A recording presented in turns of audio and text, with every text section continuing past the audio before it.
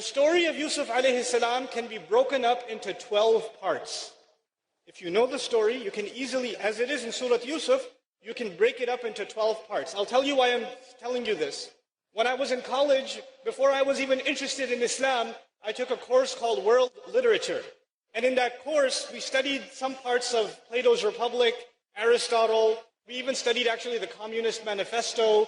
We read some things from the Confucius. We read some things from the Bible. We read something from the Quran. And at the time, I didn't know any Arabic. When we took this course, one of our homework assignments was to compare the story of Joseph in the Bible to the story of Yusuf alayhi salam in the Quran. That was a homework assignment. And the only thing I had was the translation. Now I'll tell you what happened at the end of that homework assignment later, but let's go back to this. How many parts did I say the story has? What surah number is it? Anyone know? 12. Surah number 12 has 12 parts. Interestingly. Anyway, here's the first part. Yusuf alayhi salam sees a dream. The second part, his brothers make a plan against him. The third part, and by the way, the plan succeeds and he's taken away from his family. You know what happens. The third major part, the wife of the minister tries to seduce Yusuf alayhi salam, the test that he was put through. So the first part was the dream, the second was the brothers, the third was the wife of the minister, the fourth one was when she called the ladies. She called all of the ladies and they also fell in and they, did what they did with the knife. They weren't very good with knives. And then the fifth part, Yusuf alayhi salam ended up in jail. You guys know that part? Right? He was falsely accused and he went in jail.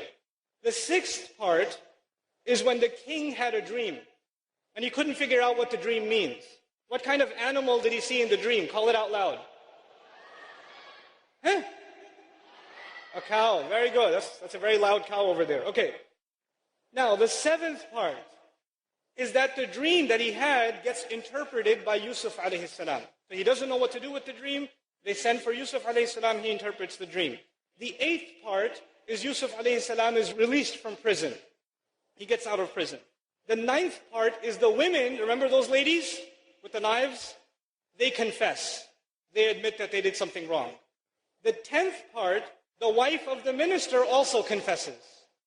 The 11th part, the brothers learn their lesson. You know the brothers who put him in the well in the beginning?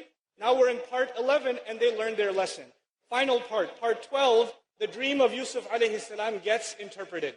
Finally, he knows what the ta'wil of the ru'ya was. The interpretation of the dream was. Okay, how many parts did I say again? 12. Now listen carefully. Part 1, he sees a dream.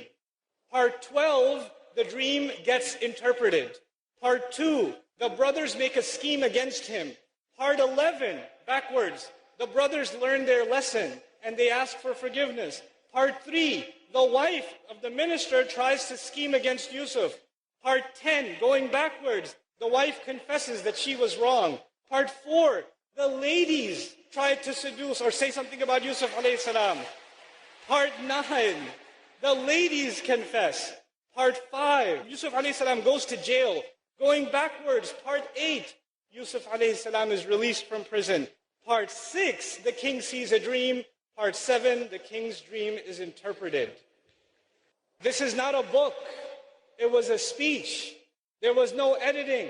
There was no, here are the 12 parts. Let's put part 1 and part 12, part 2 and part 11, part 3 and part 10. It wasn't like that. It was given as a surah. The Rasul ﷺ recited it. And just in that recitation, it has this perfect symmetry. Subhanallah, ma a'jaba hadha al-kalam.